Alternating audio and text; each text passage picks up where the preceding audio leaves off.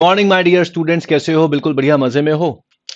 और इसी के साथ आज हम शुरू कर रहे हैं chemistry in everyday life, that is NCERT and exemplar questions of chemistry in everyday life. ये भी हमारा 2 दिन चलेगा क्योंकि क्वेश्चंस बहुत सारे हैं, खास तौर से एग्जाम्पलर में इसके बहुत सारे क्वेश्चंस हैं। तो चलिए शुरू करते हैं। मेरा नाम है Anoop Vashishtha. I am an MSc in chemistry from university of Delhi. ये सेशन क्यों नहीं ऑन हुआ? हो गया, ठीक है। I am an MSc in chemistry from university of Delhi. 24 years से ज्यादा का टीचिंग एक्सपीरियंस है, लाखों स्टूडेंट्स को पढ़ा चुका हूं और अब मैं आपके साथ हूं इस चैनल पर जिसे हम कहते हैं नीट लाइव। ये हिंदी एंड इंग्लिश यानी कि इंग्लिश का चैनल है जहां पे आपको सारी इंफॉर्मेशन मिल जाती है। और ये हमारे टेलीग्राम चैनल्स हैं t.me/Unacademy NEET_official। ये हमारा इंग्लिश का चैनल है, ये हमारा इंग्लिश का चैनल है और ये हमारे पास हिंदी का चैनल है। ठीक है। unacademy.com/Anup is my page on Unacademy. You need to follow me और यहां पर आप हमारे साथ कम्युनिटी में जुड़ सकते हैं। भाई, मैंने आपसे कहा था, जो वर्षा हैं उन्होंने कहा था कि वो इस क्लास में आएंगी और हमारे ओपन हाउस सेशन के साथ जुड़ेंगे। तो अगर आप हमारे साथ ओपन हाउस सेशन के साथ जुड़ना चाहते हो तो आप मुझे बता दीजिए, फिर मैं ओपन हाउस सेशन शेड्यूल कर दूंगा, क्योंकि आधे घंटे से के बाद ओपन हाउस सेशन शेड्यूल नहीं हो पाता। We have to have open house session half an hour ago. चलो मैं एक काम करता हूं, ओपन हाउस सेशन में शेड्यूल कर ही देता हूं। ठीक है, ये ओपन हाउस सेशन में 11 बजे का शेड्यूल कर रहा हूं।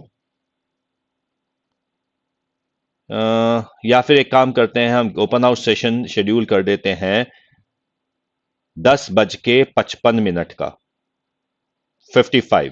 तो अगर कोई ज्वाइन करना चाहता है तो 55 मिनट्स पर ओपन हाउस सेशन शेड्यूल किया जा सकता है। डाउट्स?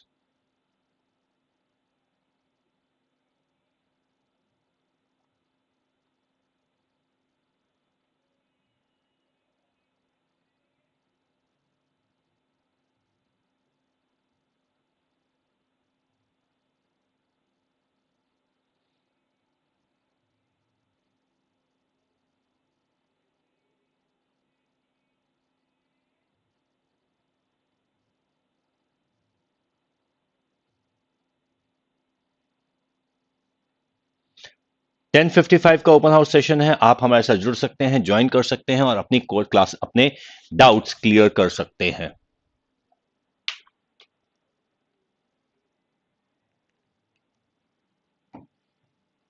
ठीक है। और ये भी आप हमारे कम्युनिटी के थ्रू जाके ज्वाइन कर सकते हो। तो कम्युनिटी के अंदर आपको ये फीचर भी मिल जाता है ओपन हाउस सेशंस को ज्वाइन करने का। And this is what we have as the ranker series. Ranker series 10:30 बजे क्लास होती है। फुल सिलेबस 45 क्वेश्चंस का पेपर होता है। आरंभ बैच 2.0 नीट 2022 के लिए है। Use the code AV Live for the आरंभ batch. And here we have the Envision batch. Envision batch is for NEET 2023. Use the code AV Live again and join with the Envision batch. Envision batch 11th class के लिए, NEET Glory 12th class का crash course है। ये Tuesday, Thursday और Saturday को होता है। Envision batch Monday, Wednesday और फ्राइडे को होता है। इनको ज्वाइन करने के लिए you can join with the plus और you can join with the iconic. तो ज्वाइन विद द प्लस और the iconic to get along with it. Plus में आपको live class, weekly test, structured courses और unlimited access मिलती है। Iconic के अंदर आपको ये सब तो मिलता है, साथ में personal guidance, test analysis, expert guidelines, study planner and study material मिलता है delivered at your doorstep. So join with us AV Live code का यूज करके। और अभी इस समय चल रही है स्कीम, यानी कि 3 महीने के साथ 1 महीने का सब्सक्रिप्शन एक्स्ट्रा मिल रहा है। And use the code AV Live। और यहां पर देखो, अब ध्यान रखना, 30 मार्च से प्राइसेस हाइक हो रहे हैं। Let's get along with chemistry in everyday life, NCERT plus exemplar questions. तो पहला क्वेश्चन हमारे पास है, देखो ये एनसीईआरटी टेक्स्ट बुक का प्रॉब्लम 16.1 का क्वेश्चन आ जाता है। ठीक है, तो यहां पर हमारे पास सीधा सीधा क्वेश्चन है,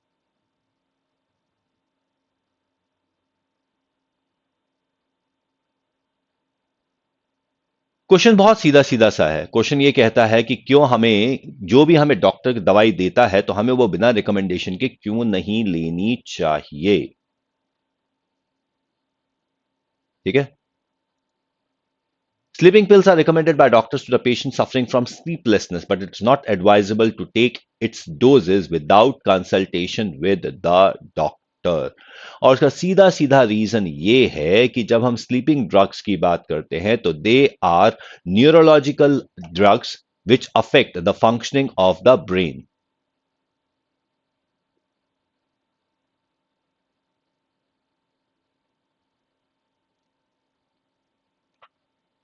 ठीक है,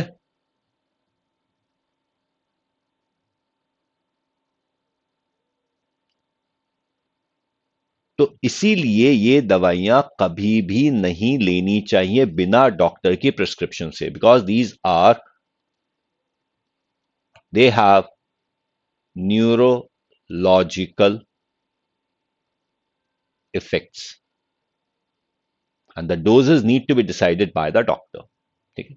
With reference to which classification has the statement ranitidine is an antacid being given? जब हम ranitidine की बात करते हैं as an antacid की बात करते हैं तो ranitidine will suppress,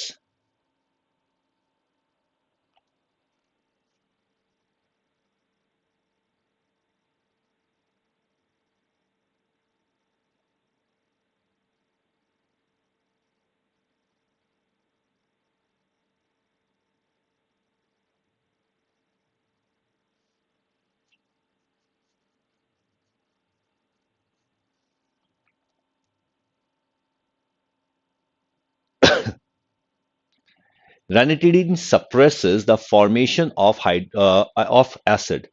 तो इस वजह से ये एसिड बनने से रोक देता है। ठीक है, इट रिड्यूसेस,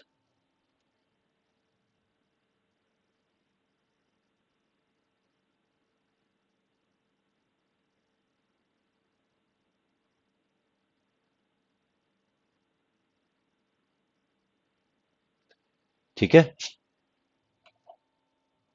तो यहां पे it prevents the release of excess acid. तो ये एसिड के फॉर्मेशन को प्रिवेंट करता है और इस तरीके से it behaves as an antacid. Why do we require artificial sweetening agents? Artificial sweetening agents हमें क्यों चाहिए होते हैं? अब देखो, आर्टिफिशियल स्वीटनिंग एजेंट्स के अंदर बहुत सारे फैक्टर्स हैं जिसकी वजह से हम इसको यूज कर लेते हैं। जैसे कि जो पहला फैक्टर हमारे पास है वो ये कि first of all required in much lesser quantities. Second, not metabolized in the body, so does not affect blood sugar levels. ठीक है, so that is why we talk about artificial sweetening agents. Write the chemical equation preparation of sodium soap from glyceryl oleate and glyceryl palmitate. ठीक है, अब यहां पे structural formula हमारे पास है। अब सीधी सी बात यह है कि जब हम इन कंपाउंड की बात करते हैं तो यहां पर हमारे पास ये RCOO होल थ्राइस C3H5 है हमारे पास। Now this is an ester. अब अगर इस एस्टर को सोडियम हाइड्रोक्साइड के साथ ट्रीट कर दिया जाए, थ्राइस ऑफ सोडियम हाइड्रोक्साइड के साथ, तो हमारे पास RCOO माइनस Na बन जाता है, thrice of it along with C3H5OH thrice, ये बन जाता है। Now this is what we call as glycerol. तो अब यहां पे हमें आर सेक्शन को अगर हम चेंज करते चले जाए तो हमें सारे के सारे कंपाउंड्स मिलते चले जाएंगे। So it is not a big deal. यहां पे हमारे पास इस केस में, पहले केस में, it is going to be C15H31COONA+ ये हमारे पास सोप बन जाएगा। जब हम इसके ओलिएट की बात करते हैं तो हमारे पास C17H32COO-Na+ बन जाएगा। इसके 3 मोल्स बन जाएंगे पर mole of the glyceryl oleate. तो यहां पे glycerol is going to be the by product. कोई दिक्कत किसी को, कोई कंफ्यूजन यहां पर? ठीक है। Following type of non-ionic detergents are present in liquid detergents, emulsifying agents. Label the hydrophilic and hydrophobic parts in the molecule. अब एक बात का ध्यान रखना, this part, ये हमारे पास जो पार्ट है, this is hydrophilic and this part is hydrophobic part. तो ये हमारे पास हाइड्रोफिलिक और हाइड्रोफोबिक पार्ट बन जाता है।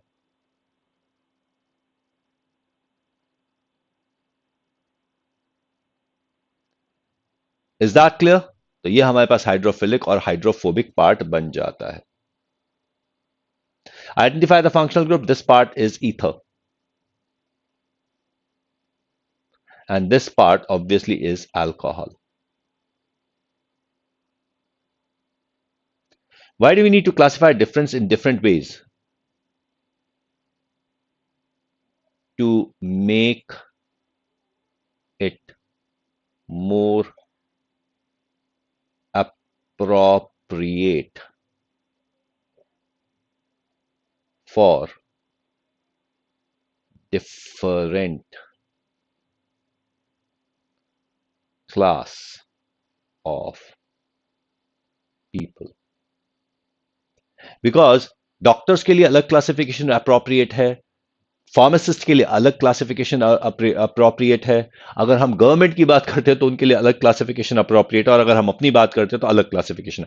हमें दर्द से निजात चाहिए, एंटी पेन चाहिए हमें, और वो पेन का कॉज क्या है उसके लिए डॉक्टर्स हैं, उसके लिए सॉल्ट क्या है उसके लिए फार्मासिस्ट है। तो हमें सॉल्ट के हिसाब से, स्ट्रक्चर के हिसाब से, फंक्शन के हिसाब से हमें ड्रग्स को क्लासिफाई करना पड़ जाता है। ठीक है। तो हमारे पास जो डिफरेंट क्लासिफिकेशन है, it is to cater to the different category of people dealing with the drugs. ठीक है। तो हमारे पास ड्रग्स का क्लासिफिकेशन है फार्माकोलॉजिकल इफेक्ट पर, हमारा है बेसिस ऑफ ड्रग एक्शन पर, केमिकल स्ट्रक्चर पर, हमारे पास है on the basis of the molecular targets पर। तो it is all different. Explain the term target molecules और drug targets are as used in medicinal chemistry. अगर हम टारगेट मॉलिक्यूल्स की बात करते हैं तो target molecules are, that is the drugs interact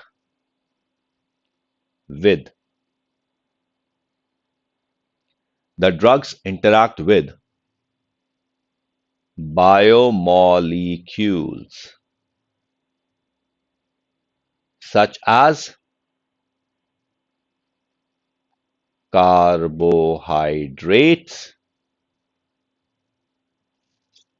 carbohydrates, lipids, proteins,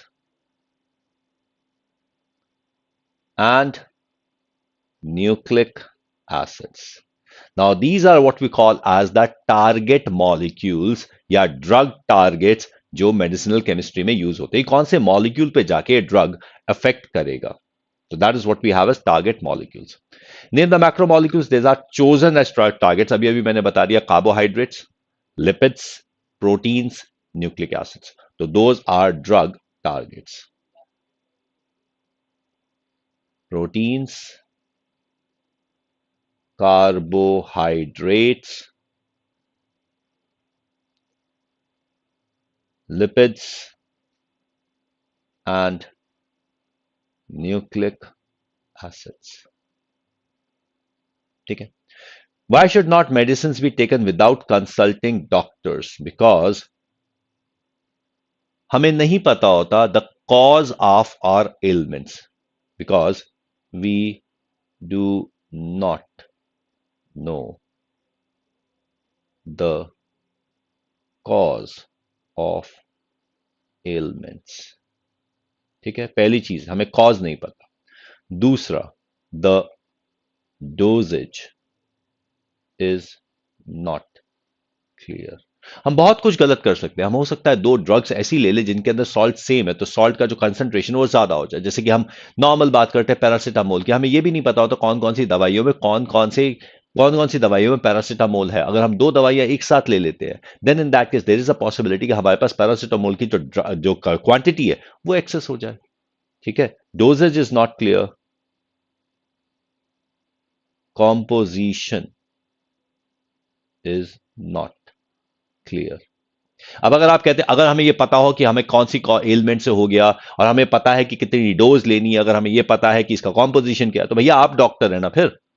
क्योंकि यही चीजें जानने के लिए तो डॉक्टरी की पढ़ाई होती है। अगर आपने डॉक्टरी की पढ़ाई कर रखी है तो fine enough, you are a doctor. But are you sure कि आपको सही पता है? तो इसीलिए डॉक्टर्स का काम यही है, डॉक्टर्स यही चीजें जानते हैं कि कितनी, क्या कॉज हो सकता है किसी एलिमेंट का, क्या प्रॉब्लम हो सकती है, उसका रिक्वायरमेंट क्या होता है, डोज कितनी देनी है, और उसका कॉम्पोजिशन किस तरीके का कॉम्पोजिशन आपके लिए वर्क करेगा, which is best for a particular person. और उसके लिए यह भी जानना जरूरी होता है कि व्यक्ति के किसी चीज से एलर्जी तो नहीं है, कोई और चीज तो नहीं है। तो अगर आप सीधा सीधा पेन किलर खा रहे हो तो पेन किलर के अंदर there is a possibility that painkiller can cause problems. For example, अगर कोई लेडी प्रेग्नेंट है, then in that case that pregnant lady can not take the aspirin based medicine. Painkiller तो वो भी है, लेकिन ये तो आपको डॉक्टर बताएगा ना कि अगर कोई लेडी प्रेग्नेंट है तो वो एस्पिरिन बेस्ड मेडिसिन नहीं ले सकती। बहुत सारे लोग एस्पिरिन नहीं ले सकते। निमुलिड है, एक एक नया अगर सॉल्ट है, तो डॉक्टर से जानना जरूरी है कि कौन से व्यक्ति को कौन सी दवाई दी जा सकती है, किस केस में कौन सी दवाई यूज की जा सकती है।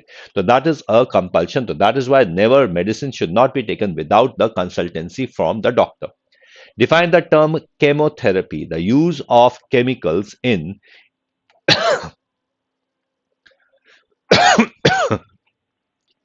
that is use of chemicals for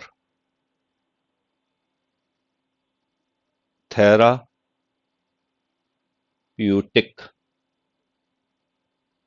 effect is known as chemotherapy. ठीक है? Which forces are involved in holding the drugs to the active site of the enzyme? Active site of enzymes के अंदर जो forces लग जाते हैं,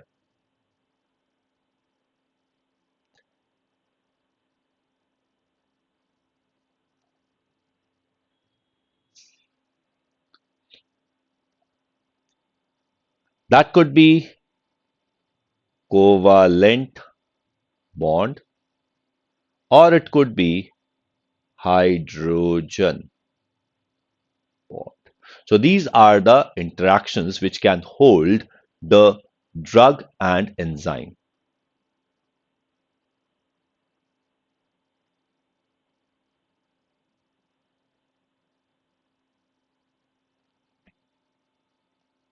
ठीक है?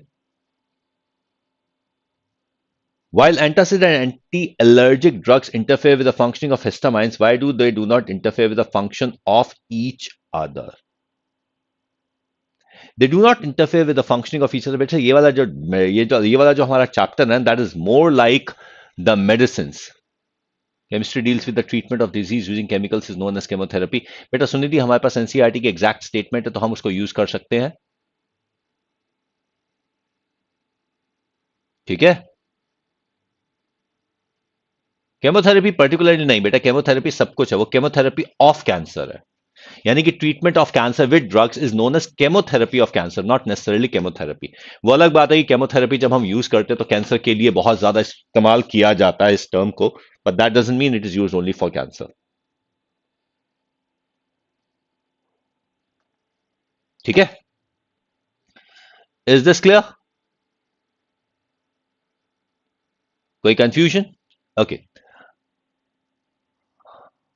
अब हमारे पास एंटी एलर्जिक ड्रग्स एंटासिड्स वगैरह हैं, तो एंटासिड्स दोनों ही काम करते हैं।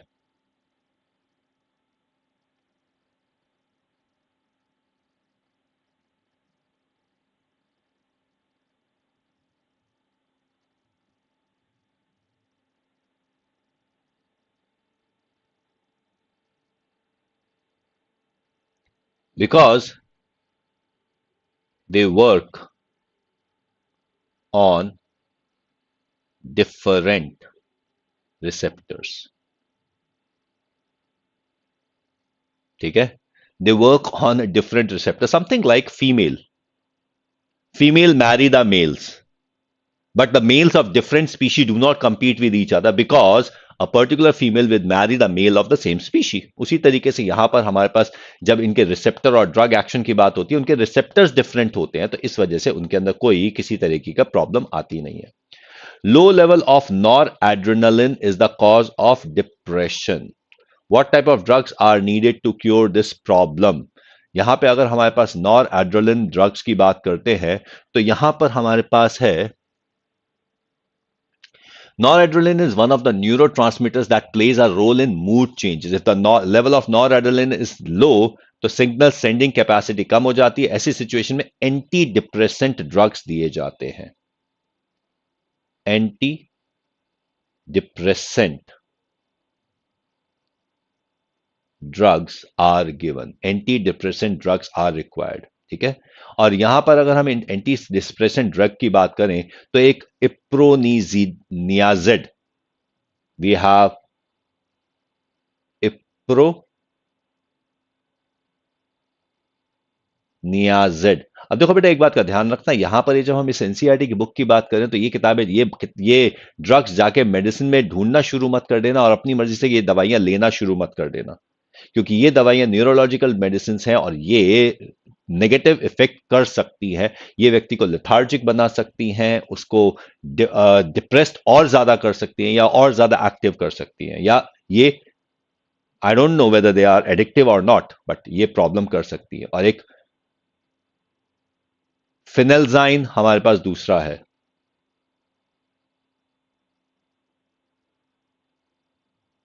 So these are the two drugs which are used as antidepressant.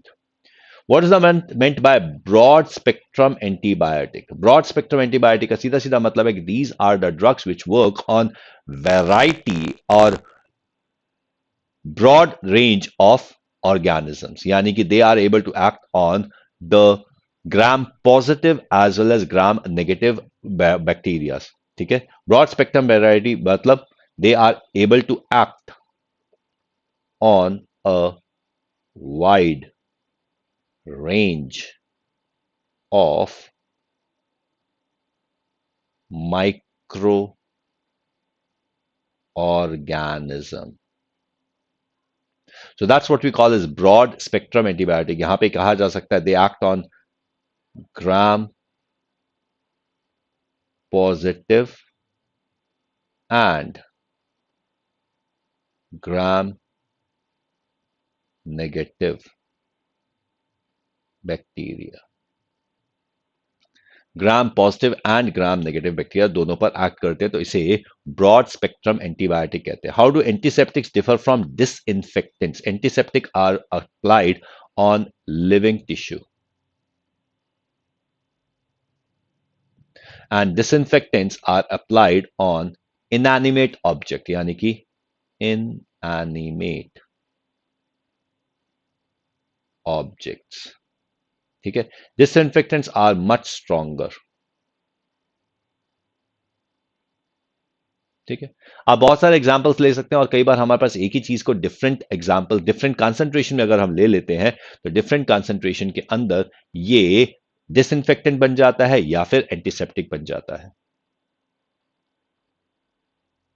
ठीक है? अब यहां पे अगर हम बात करते हैं एंटीसेप्टिक्स की, तो एंटीसेप्टिक में हमारे पास आ जाता है फिरासिन,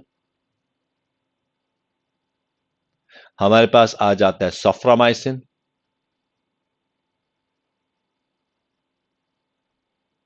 जबकि अगर हम डिसइंफेक्टेंट्स की बात करते हैं, तो डिसइंफेक्टेंट में हमारे पास बहुत सारे आ जाते हैं, जैसे कि हमारे पास आ जाता है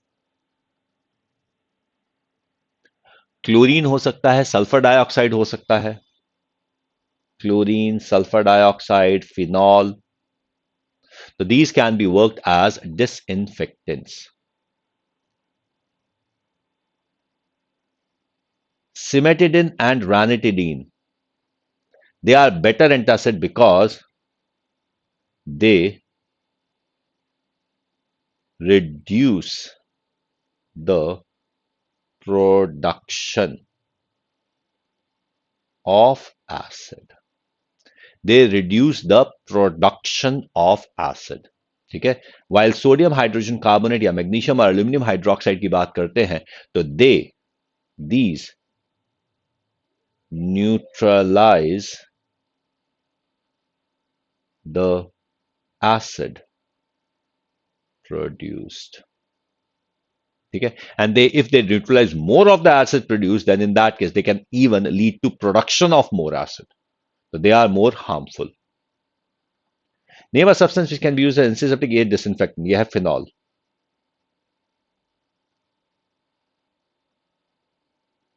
Low concentration. Low concentration is antiseptic. High concentration is disinfectant.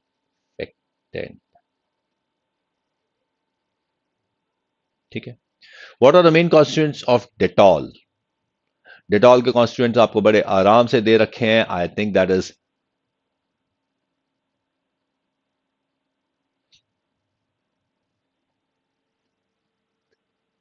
क्लोरोजाइलेनॉल and terpineol. तो हमारे पास है क्लोरोजाइलेनॉल एंड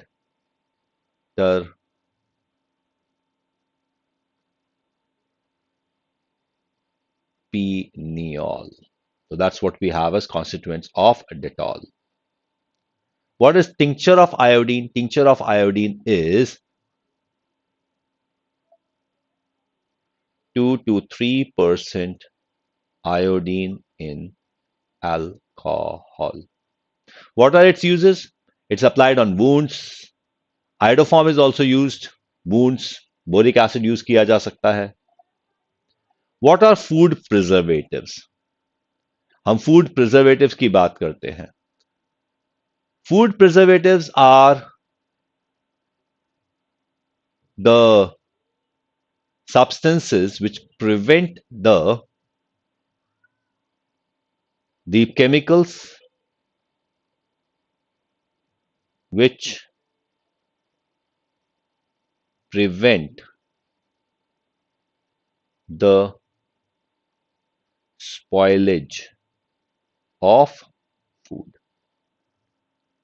ठीक है, by preventing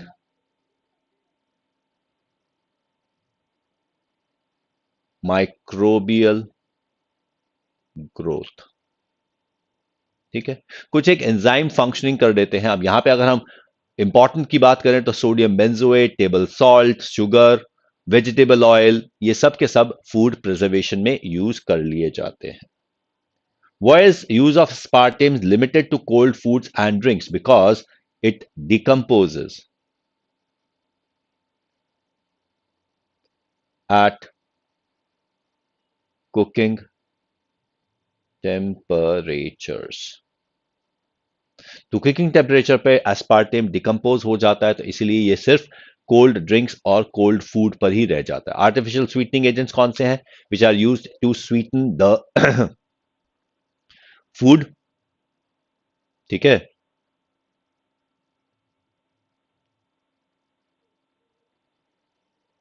ठीक है, these are synthetic chemicals used to sweeten food. बहुत सारे एग्जाम्पल्स है. सैक्रिन, सुक्रालोज, एलिटेम, बहुत सारे हैं. Sweets for diabetic patient.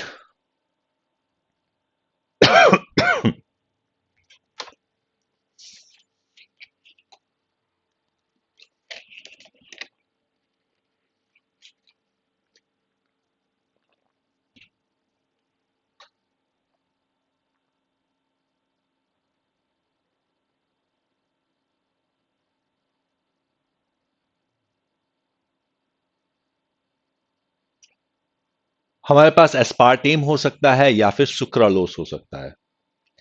aspartame for cold foods, and sucralose at cooking temperatures.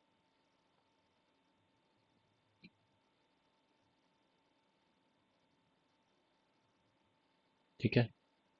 What problem arises using elitame as an artificial sweetener?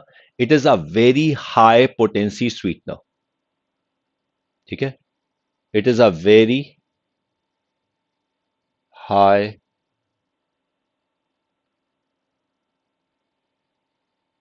potency sweetener. So, control is difficult. The control is very difficult. How are synthetic detergents better than soap? Because they lather even in hard water. So they lather even in hard water, and they are a bit stronger as compared to normal salt. Explain the following terms with suitable examples. Cationic detergents, जहां पे the detergent part is cation.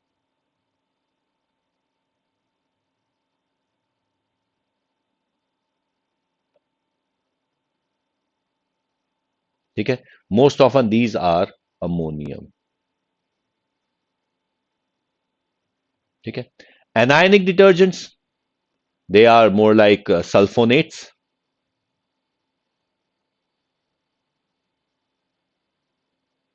ठीक है? The anionic part is a detergent. Non-ionic detergents are mostly alcohol. So non-ionic detergents are mostly alcohol. What are biodegradable and non-biodegradable detergents? तो हमारे पास जो biodegradable detergents हैं which can be degraded.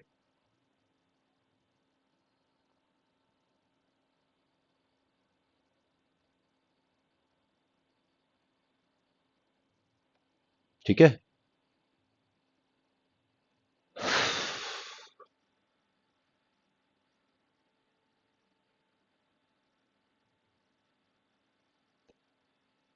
ठीक है? तो जो बायोडिग्रेडेबल होते हैं, जो बायोलॉजिकली डिग्रेड हो जाते हैं, नेचर में डिग्रेड हो जाते हैं, उनको बायोडिग्रेडेबल डिटर्जेंट कहा जाता है. जो डिग्रेड नहीं होते उन्हें नॉन बायोडिग्रेडेबल डिटर्जेंट कहा जाता है. Why do soaps not work in hard water? Because they react with Ca2 plus and Mg2 plus.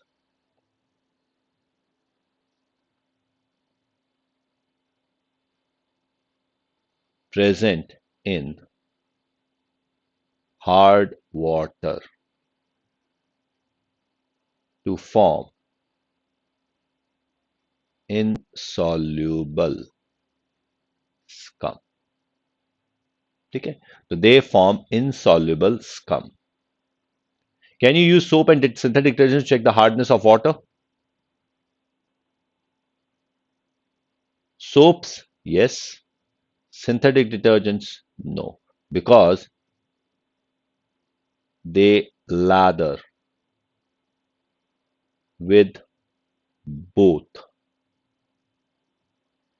hard and soft water. ठीक है? They lather with both hard and soft water. Cleansing action of soap. अब cleansing action of soap के अंदर हमारे पास micelle formation है.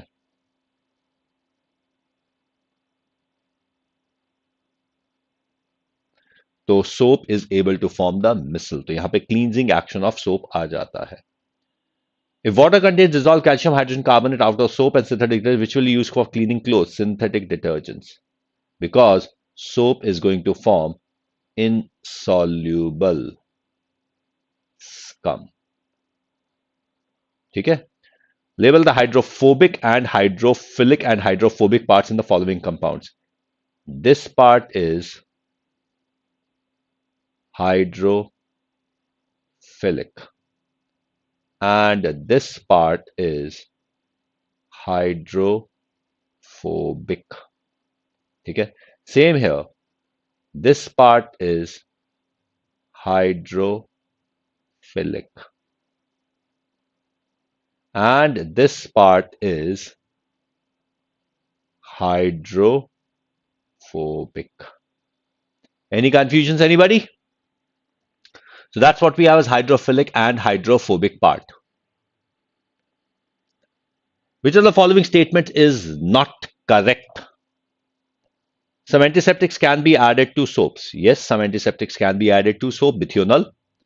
Dilute solution of some disinfectants can be used as antiseptic. Yes, that's true. That is for phenol. Disinfectants are antimicrobial drugs. ये गलत है. Antimicrobial drugs are ingested. Disinfectants are not ingested. Antiseptic medicines can be ingested. No, they cannot be ingested. But disinfectants can be considered the antimicrobial drugs as well. But ये तो ठीक हो जाएगा. But antiseptic medicines can not be ingested. Is that clear? कोई दिक्कत किसी को? किसी तरह का कोई कंफ्यूजन यहां पर? हम आ गए हैं एनसीईआरटी के एग्जाम्पलर क्वेश्चंस पर. Which is correct statement about birth control pills? बताइए क्या है इसके बारे में. ये तो आप बायोलॉजी वाले स्टूडेंट हो, ये तो तुम बता सकते हो ना इजीली. जल्दी जल्दी बताइए. Contain estrogen only, contain progesterone only, contain a mixture of estrogen and progesterone derivatives, progesterone enhances evolution, ovulation. क्या है इसका आंसर? जल्दी से बताइए.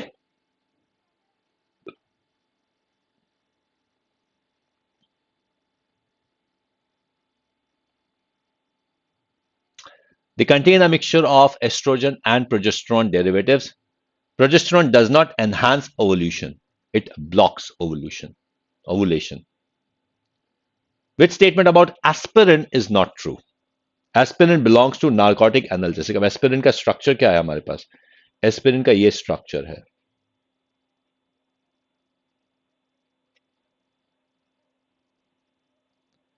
2-acetoxybenzoic acid. Aspirin belongs to narcotic analgesics? No. It is not habit forming. It is not narcotic. It is effective in relieving pain. Yes, sahi hai. It has anti-blood clotting action. Perfectly. Yes, it does have anti-blood clotting action. It is neurologically active drug. Yes, it is an analgesic. So it is not a narcotic analgesic. ठीक है. चलिए next one देखते हैं. The most useful classification of drugs for medicinal chemists is on the basis of chemical structure या drug action या molecular targets या basis of pharmacological effect. जल्दी से बताइए medicinal chemist के लिए कौन सा इंपॉर्टेंट हो जाएगा? एनसीईआरटी का क्वेश्चन है, एनसीईआरटी बेस्ड है, प्रॉपरली एनसीईआरटी बेस्ड. अगर एनसीईआरटी का चैप्टर आपने पढ़ा है तो उससे आंसर मिल जाएगा. That is on the basis of molecular targets. Molecular targets के हिसाब से हम अगर करते हैं तो मेडिसिनल केमिस्ट्स के लिए बहुत ज्यादा इंपॉर्टेंट हो जाता है. Which of the following statement is correct? Some tranquilizer function by inhibiting the enzymes which catalyze the degradation of noradrenaline. Okay, fine. Tranquilizers are narcotic drugs. Narcotic तो नहीं है भैया. Tranquilizers are chemical compounds that do not affect the message transfer from nerve to receptor. बिल्कुल गलत है. ये इसी को तो affect करते हैं. Tranquilizers are chemical compounds that can relieve pain and fever. No. Pain and fever के लिए analgesics and antipyretics है. So the answer is some tranquilizer work by inhibiting the enzymes which decompose the noradrenaline. ठीक है. Salvarsan is arsenic containing drugs which was first used for the treatment of. किसके treatment के लिए use किया गया था? जल्दी से बताइए. सिंपल सा बायोलॉजी के क्वेश्चंस चल रहे हैं हमारे. सिंपल से प्यारे प्यारे बायोलॉजी के क्वेश्चंस चल रहे हैं.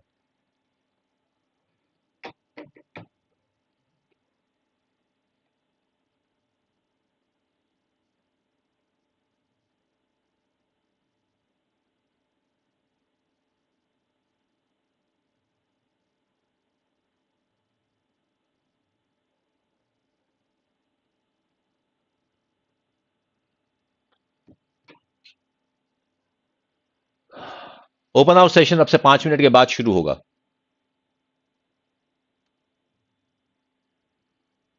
ठीक है.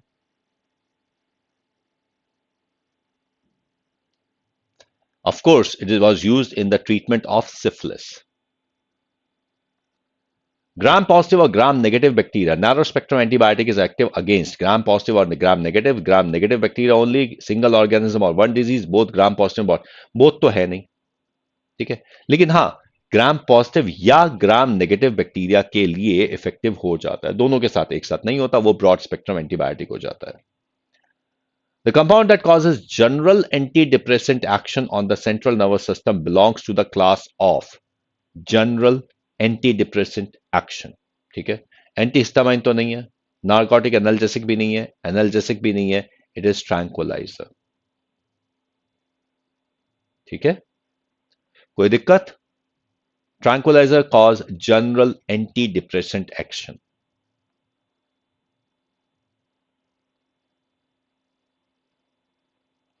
इसका तो आंसर सीधा सीधा आपको पता है, मैंने अभी थोड़ी देर पहले बताया भी था आपको।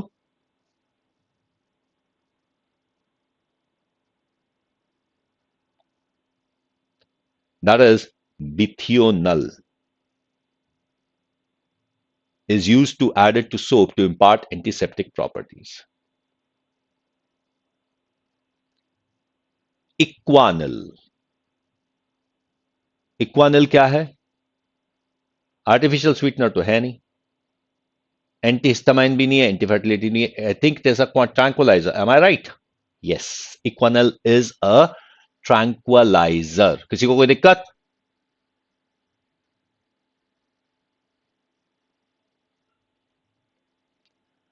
विच are the following enhances lathering property of soap?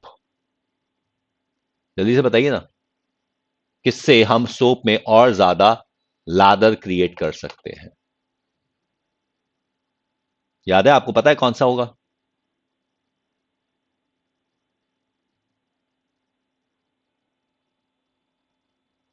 And that's going to be sodium rosinate. अब ये तो याद करने वाली चीज है, अब बाकी इसको हम और कोई तुक्का लगा नहीं सकते। Glycerol is added to soap, it functions as, बताइए किस लिए फंक्शन करता है? इज अ फिलर है, या लैदरिंग इंक्रीज करता है, या रैपिड ड्राइविंग को प्रिवेंट करता है, या सोप के ग्रैन्यूल्स बना देता है? बताइए जल्दी से बताइए, क्या करता है ग्लिसरॉल?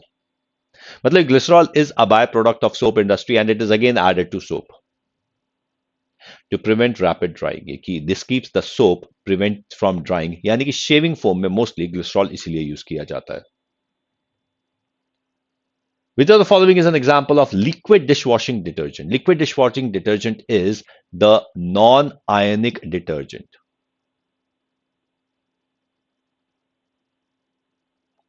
ठीक है? नहीं, लिक्विड डिशवॉशिंग डिटर्जेंट्स कौन से हैं? कैटायनिक।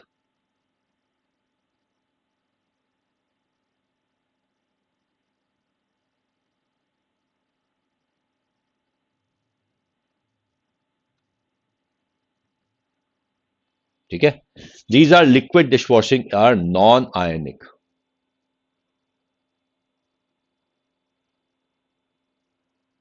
ठीक है, and quite obviously this one is the non ionic. ये एनायनिक है, ये भी एनायनिक है, ये कैटायनिक है।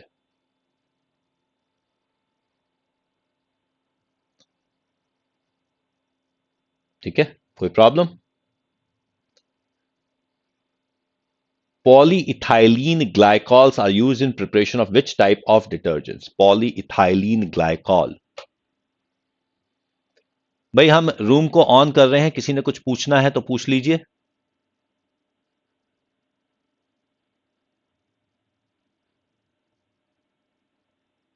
Anyone wants to raise the hand?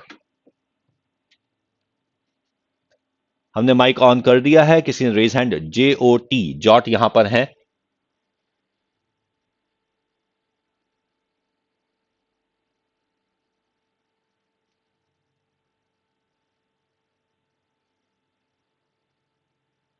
और हां, अभी से थोड़ी देर के बाद आपका शुरू हो रहा है अनअकैडमी कॉम्बैट। 11 बजे आपका अनअकैडमी कॉम्बैट शुरू हो रहा है। So polyethylene glycols are used in preparation of which kind of detergents? बहुत सीधा सीधा एनसीईआरटी के अंदर सीधा यहां पे आंसर लिखा हुआ सामने। They are used for the preparation of non ionic detergents. ठीक है, anybody wants to raise the hand?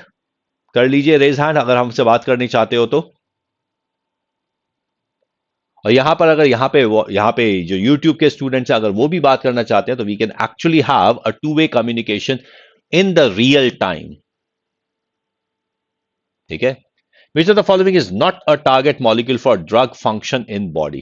भाई देखो अभी हमने एनसीईआरटी की बात करते तो कार्बोहाइड्रेट्स के ऊपर अटैक होता है, लिपिड्स के ऊपर अटैक होता है, प्रोटीन्स के ऊपर अटैक होता है, लेकिन वाइटामिन के ऊपर अटैक नहीं होता. तो vitamin are not the drug targets for the drug action. Is it clear?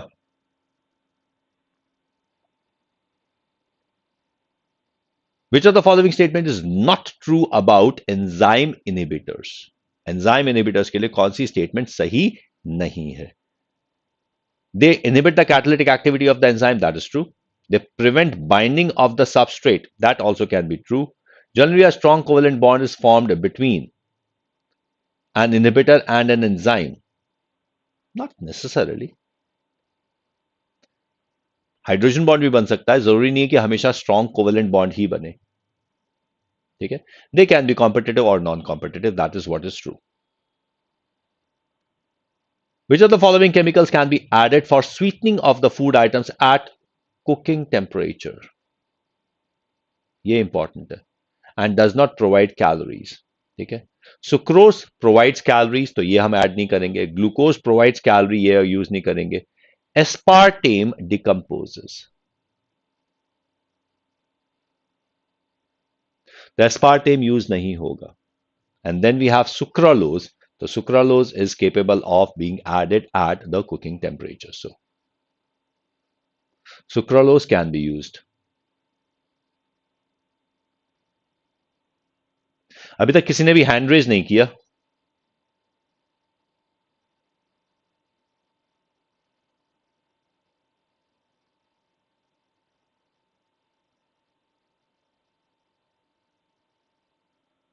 ठीक है.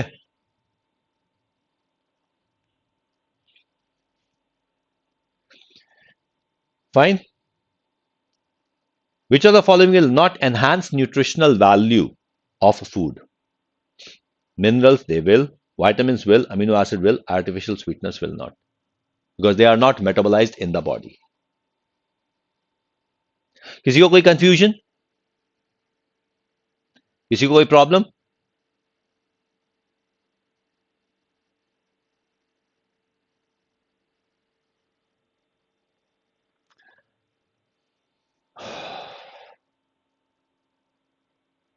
Does anybody have to ask anything?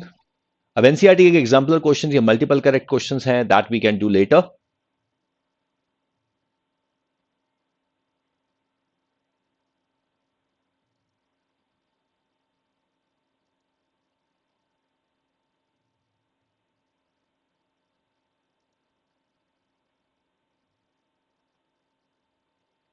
That we are going to do tomorrow.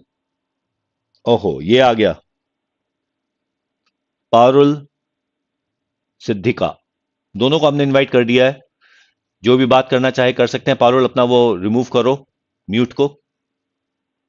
Parul आप म्यूट पे हो बेटा. अनम्यूट करो और फिर आप मुझसे सवाल पूछ सकते हो.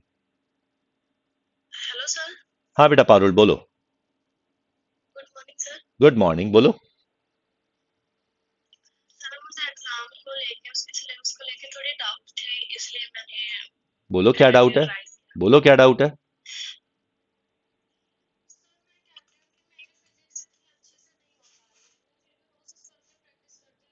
बेटा एक मिनट एक मिनट एक मिनट.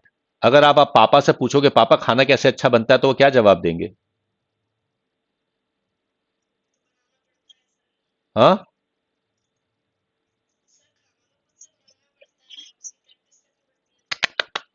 आपने पूछा है उनसे सजेशन तो पापा क्या जवाब देंगे? नहीं आप बताओ बेटा. आपके पापा हैं आपके पापा क्या जवाब देंगे ये बताओ. हाँ पूछ के आओ कि पापा खाना खाना बनता है तो कैसे बनता है ये बताओ. सर गैस पे बनता है. पापा क्या जवाब देंगे? सर पापा को क्या पता खाना कैसे बनता है. मम्मी बनाते हैं खाना तो तो पापा बेसिकली क्या जवाब देंगे? कि बेटा मम्मी से पूछो। Perfect, that is the answer you should have given the first time. बेटा आप फिजिक्स की बात केमिस्ट्री के टीचर से पूछोगे तो वो क्या जवाब देगा? कि बेटा फिजिक्स के टीचर से पूछो। परफेक्ट। अब सोचो आप सवाल क्या पूछ रहे हो। समझ में आ रही है बात? Yes sir. तो बेटा ये सोच के सवाल पूछना चाहिए। मेरी जितनी फिजिक्स दोनों भी वीक है। तो फिर बेटा केमिस्ट्री के बारे में बात पूछो ना। केमिस्ट्री के बारे में अगर आप बात पूछते हो तो simple as that you need to ask the NCERT. NCERT आपको पढ़नी है, एनसीईआरटी के क्वेश्चंस करने और एनसीईआरटी को ही समझना है। सर मुझे वो पीरियोडिक टेबल के नंबर्स वगैरह कुछ याद नहीं पड़ता। तो आपने क्वेश्चंस करने की कोशिश की एनसीईआरटी के, वो होते हैं आपसे? नहीं हो पाते सर, मुझे फिर भी तो मेरे देखना साथ पड़ता जुड़ है के काम आंसर। करो ना। We are doing the questions right in the classes. तो आप क्या मेरे साथ आते हो पारुल? आई थिंक आप पारुल 10:30 वाली क्लास में भी नहीं आते हो आप। No sir. तो बेटा क्वेश्चंस करने के लिए मेरे साथ नहीं आओगे तो मैं आपकी कैसे हेल्प करूंगा ये बताओ। आपने अनअकैडमी पे अभी इंग्लिश पढ़ाया तो अभी सारे मुझे एक वीक ही हुआ है। परफेक्ट मतलब कि एक वीक या 10 डेज होती है, मुझे कोई पूरी बात चीजें नहीं। नहीं आती चलो कैसे पारुल, करती हैं। एक और सवाल पूछता हूं मैं जी आपसे। सर। आप अपनी मम्मी से पूछती हो जी मम्मी सर। खाना कैसे बनाते हो, तो मम्मी क्या जवाब देंगी? अब मम्मी से कह रहा हूं मैं। मम्मी मम्मी बताएंगे कि क्या सारा मटेरियल बताएंगे। आपको क्या बताएंगी कि बेटा चलो लिखना शुरू करो, लिखो। हल्दी चाहिए होती है, मिर्ची चाहिए होती है, नमक चाहिए होती है, घिया चाहिए होती है, तोरी तोरी चाहिए होती है, ये बोलेंगी क्या मम्मी? नहीं सर। क्या बोलेंगी मम्मी? सबसे पहले कहेंगे कि तूने सीखा क्यों नहीं आज तक, मम्मी नहीं तो नहीं नहीं, डांटेंगे। नहीं नहीं नहीं, डांटेंगी वो अलग बात है, मैं भी डांटूंगा तुम्हें। तुम कहोगी सर मेरे को केमिस्ट्री पढ़नी नहीं आती, तो मैं क्या कहूंगा अभी तक क्यों नहीं की थी? बोलूंगा या नहीं बोलूंगा? बोलोगे सर। बिल्कुल। और फिर उसके बाद क्या बोलेंगी मम्मी? फिर कहेंगे कोई बात नहीं, चलो अब मैं बताती हूँ, तुम लिखो और नहीं, आगे क्या और मम्मी क्या बनाओ। लिखने के लिए कहेंगी? नहीं बताएंगे क्या इतना कहेंगी ये वो? डालो इतना ये क्या डालो। कहेंगी वो कहेंगी मेरे साथ खाना बनाना शुरू करो। हाँ सर बताएंगे तो अपने मैं क्या पीछे कहूंगा? पीछे तो खुद मैं क्या कहूंगा? आओ बेटा मेरे साथ क्वेश्चन करना शुरू करो। सर। तो बेटा वही तो मैं कर रहा हूं। हम रोज बहुत सारे क्वेश्चंस करते हैं, जैसे आज की क्लास के अंदर भी हमने क्वेश्चंस किए हैं, कल की क्लास में भी हम क्वेश्चंस करने वाले हैं। हमारे पास पूरा का पूरा क्वेश्चंस का सीरीज है। ठीक है, हम वो सारी की सारी चीजें करने वाले हैं। तो बेटा वो चीजें करनी होती हैं, ठीक है। ओके, चलो कोई बात नहीं, आपका कनेक्शन लॉस हो गया। आई होप आपको समझ में आ गया है। जब तक टीचर के साथ मिलकर आप क्वेश्चंस नहीं करेंगे तब तक आपके क्वेश्चंस क्लियर नहीं होंगे। समझ में आ रही है ये बात? ठीक है। चलिए आर्यन सिंह को आपने इनवाइट कर दिया। बोले आर्यन सिंह आप क्या कहना चाहते? अरे यार फिर कट गया फोन, मैसेज कट गया है। ठीक है, अब कम्बैट शुरू हो चुका है, कम्बैट में भागो फटाफट। कौशल मंडल आपके पास डाउट है, अब इस समय हम पढ़ा नहीं रहे हैं, डाउट सॉल्व कर रहे हैं। अगर किसी ने कॉम्बैट में भी भागना है तो फटाफट कॉम्बैट के लिए भाग जाओ। अगर नहीं ज्वाइन किया तो एवी लाइव कोड यूज करके ज्वाइन कर लो।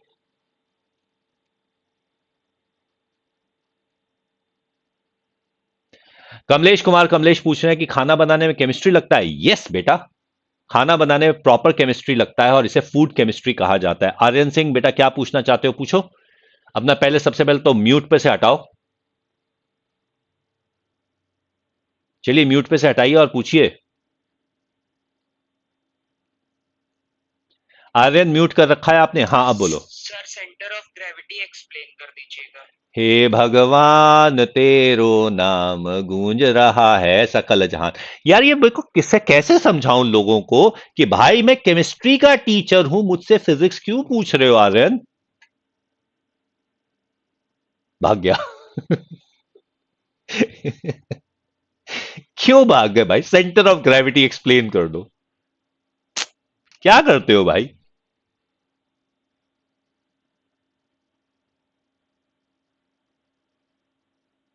हाँ भाई, हर्षदा बोलिए। नमस्ते हाँ बोलो Harshada. Sir. Physical chemistry inorganic chemistry से कितने क्वेश्चन बनते हैं नीट में। फिजिकल इनऑर्गेनिक से 30 क्वेश्चन। सर आप लाइव क्लास का टाइम क्या है आपका। बिल्कुल लाइव क्लास चली रही है। सुबह 7:30 बजे का टाइम है, सुबह 10 बजे का टाइम है, रात को 10:30 बजे का टाइम है, दोपहर को 3:15 बजे का टाइम है, शाम को 5:15 बजे का टाइम है। 5-5 क्लास रोज होती हैं। क्या हुआ? सर मैं अभी से तैयारी कर रही हूँ नीट की, तो मेरा क्लियर हो पाएगा? आप अभी कौन सी क्लास में हैं? अभी मैं 12th क्लास में हूँ। आपने 12th का एग्जाम दे दिया है या अभी आप 12th में आई हैं? नहीं नहीं, मैंने एग्जाम दे दिया है। तो अभी आपके पास 3 महीने हैं नीट का तैयारी करने के लिए। 2022 में नीट का एग्जाम देना है ना हर्षदा आपने? Yes sir. तो बेटा अभी तक आपने कितनी तैयारी की है ये बताइए। सर मेरा 11th का जो सिलेबस है वो 100% कंप्लीट होने के चांस पर है, थोड़ा हम्म बहुत बचा है। हम्म अभी 12th का खाली रिमेनिंग है। तो बेटा ये तो आपको मेहनत बहुत करनी पड़ेगी, क्योंकि 12th का आपको 1 साल का कोर्स 3 महीने में कंप्लीट करना है और 11th का भी रिवीजन करना है। तो अब से आपको रोज के 12 घंटे पढ़ाई करनी है। अगर आप कर सकते हैं तो हो जाएगा। ठीक है? Yes sir, thank you sir. ठीक है बेटा, देखो सीधी सी बात है, मैं हमेशा लोगों से यही कहता हूं कि आपका जो सक्सेस का जो डिस्टेंस है वो सेम है। जितनी जल्दी आप वो चलना शुरू करेंगे, उस डिस्टेंस को कवर करना उतना ज्यादा आसान हो जाएगा। जितने बाद में शुरू करेंगे, डिस्टेंस को कवर करना उतना डिफिकल्ट होता जाएगा, क्योंकि पर डे आपको डिस्टेंस ज्यादा ट्रैवल करना पड़ेगा। अगर कर सकते हैं तो हो जाएगा, उसमें कोई दिक्कत नहीं है। ये तो आपकी स्पीड और आपकी मेहनत पे डिपेंड करता है ना, है ना?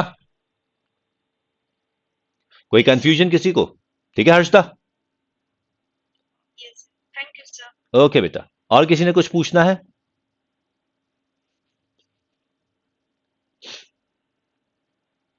और किसी ने कुछ पूछना है? अनुष्का, हाँ जी बोलो अनुष्का, क्या बोलना है? Hello sir. हाँ अनुष्का बोलिए। सर मैं आपके कल की क्लास के अंदर भी आई थी। आई एम एन अर्ली एस्पिरेंट, मैं अभी अभी 10th में गई हूँ। 10th में गए हो या 11th में गए हो? 10th sir. तो अभी आप लाइफ 9। के एनुअल एग्जाम। तो बेटा ये तो क्लास आपके लिए नहीं है। Yes sir, but I know, but मुझे अर्ली प्रिपरेशन स्टार्ट करनी है। एंड एक मिनट, थोड़ा सा। एक मिनट बेटा, एक मिनट। एक बात बताओ, अगर हम एक पेड़ लेते हैं, पौधा लेते हैं, और हम उस पौधे से फल लेना चाहते हैं, तो क्या उस पौधे के अंदर, जैसे कि अगर मान लीजिए एक किसान पौधा लगाता है, बीज डालता है, और बीज डालते ही पौधे के उगने से पहले वो सारे के सारे न्यूट्रिएंट्स, खाद या फिर डालना, पानी डालना शुरू कर देता है, कि पौधा क्या जल्दी उग जाएगा, खराब नहीं हो जाएगा? Yes sir.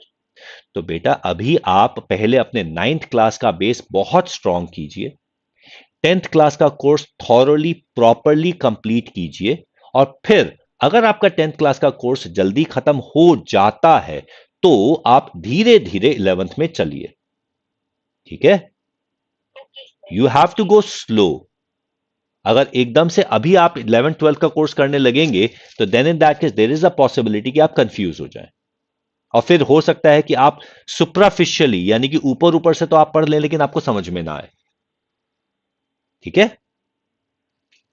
ओके सर, पहले बेसिक्स क्लियर करके उसके बहुत बाद अच्छी आगे। तरह बेसिक्स क्लियर कीजिए, 10th का कोर्स आराम से थॉरोली कंप्लीट कीजिए, and then you will have to take the help of specialised teachers, यानी कि जो आपके पर्सनल टीचर्स हैं, क्योंकि आप जल्दी पढ़ना चाहते हैं तो आप ग्रुप में नहीं पढ़ पाएंगे।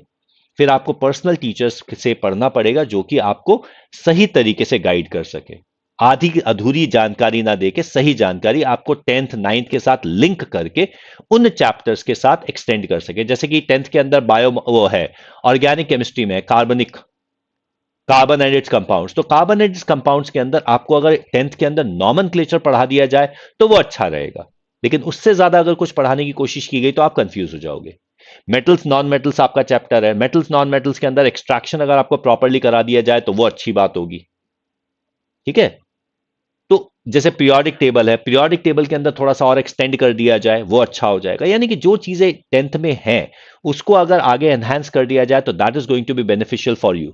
लेकिन अगर एकदम से, जैसे कि अगर मैं सीधा सीधा एल्डिहाइड कीटोन कार्बोक्सिलिक एसिड कराना शुरू कर दूं, या मैं आपको केमिकल काइनेटिक्स कराना शुरू कर दूं तो गड़बड़ हो जाएगी, समझे? ओके तो you need to have the personal consultation with the teachers who can actually guide you properly कि आप क्या कर सकते हैं और क्या नहीं कर सकते. Is that clear? Okay sir okay thank you ठीक है, ओके. हाँ जी फैज, क्या पूछना चाहते हैं आप? ठीक है, बोलिए Faiz. You can join with us in the open house session which is going on right here.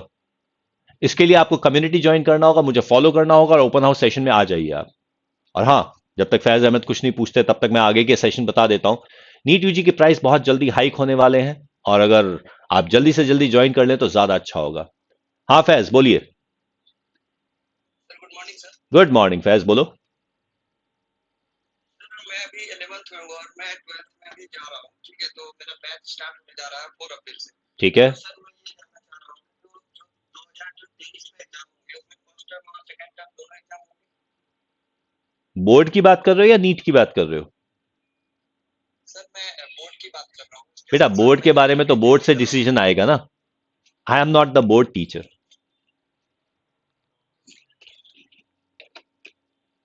आप इसी बात को मानकर चलिए कि फर्स्ट और सेकंड टर्म अभी तो जा नहीं रहा, अभी तो आएगा ही आएगा.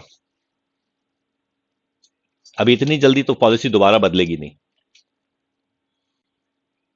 ठीक है, okay sir, thank you. Okay. हाँ जी सुमित, बोलिए आप क्या पूछना चाहते हैं. फैज अगर आपको आपके जवाब मिल गया हो तो आप फोन रख सकते हैं. हाँ सुमित बोलिए, क्या पूछना चाहते हैं.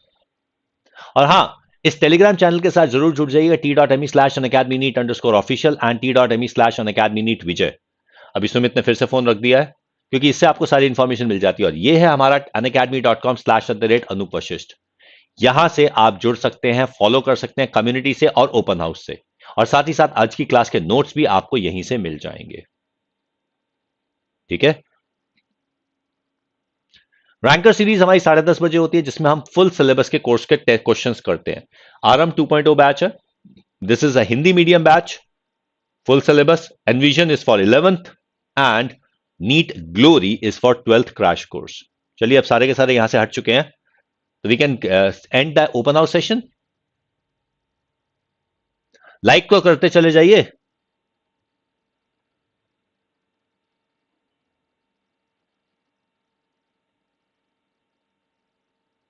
ठीक है. Let's crack NEET UG 2023 with experts ना. मार्च 9 से स्टार्ट हो गया. एंथ्यूज बैच हमारा स्टार्ट हो गया मार्च 16 से. देन वी हैव विजेता crash course which again is from 16th March. Ask a doubt. You can ask the doubt on open house. You can ask a doubt on the special classes and you can ask the doubt with the photographs from Unacademy. तो आप photograph भेज सकते हैं, इसके clip भेज सकते हैं और उसके अंदर आपको डाउट क्लियर हो जाएंगे. और साथ ही साथ Unacademy ने बहुत सारे क्वेश्चन पेपर के सॉल्यूशंस क्रिएट कर दिए हैं. ठीक है, तो कम्युनिटी के साथ जुड़िए हमारे साथ and join the educator app. ये एंड्रॉइड पर है. 1:1 लाइव मेंटरशिप प्रोग्राम है विद आइकॉनिक सब्सक्रिप्शन, तो आप जुड़ सकते हैं इसके साथ. And we have the join with Unacademy to unlock all your doors. Accelerate अभी चल रहा है. 1 year से अधिक के सब्सक्रिप्शन के साथ you are getting 10% off and 6-month subscription extension. ULite is the test series. इसको ज्वाइन कर सकते हैं आप. NEET 2022 टेस्ट सीरीज है, 2023 टेस्ट सीरीज है. तो इस समय तो 3 मंथ का सब्सक्रिप्शन आप ले सकते हैं और ULite सीरीज को ज्वाइन कर सकते हैं. किसी को कुछ पूछना नहीं है अब यहां पर. और हाँ, अनअकैडमी कॉम्बैट, आई बिलीव जितने भी कॉम्बैट देने वाले थे लोग वो भाग चुके हैं ऑलरेडी कॉम्बैट में. So go ahead with the combat quickly. यहां पे हमारे पास 17 ऑडियंस में यहां है, 53 यहां पर है. ज्वाइन कर लिया? जीते रहो बेटा अभिनव. नीट यूजी कॉम्बैट ज्वाइन कर लिया ना आपने? आइकॉनिक और प्लस लाइव क्लास है, वीकली टेस्ट है. जल्दी से ज्वाइन कर लीजिए. ठीक है, 10% ऑफ के साथ, एवी लाइव कोड के साथ. Thank you. सब्सक्राइब कर लीजिए इस चैनल को, डाउनलोड कर लीजिए इसको, नोट्स को लाइक एंड शेयर कीजिए, बेल आइकन को प्रेस कीजिए. ठीक है, मिलते हैं आपसे अगली क्लास के अंदर. So we end both the sessions, open house session also and the YouTube session also. Bye bye, take care.